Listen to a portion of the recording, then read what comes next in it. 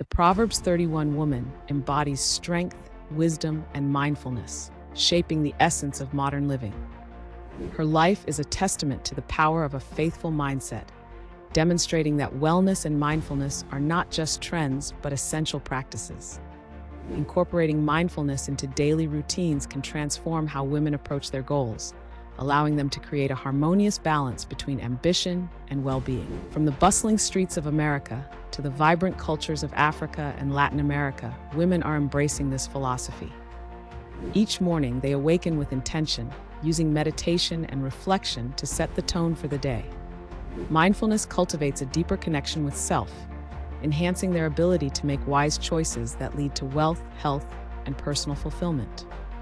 These women prioritize self-care, recognizing that nurturing their physical and mental health is vital for achieving their aspirations.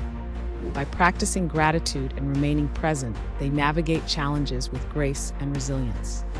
The Proverbs 31 woman is not just an archetype. She is a living example of how mindfulness can elevate daily life, inspire others, and create a ripple effect of positivity in communities around the world.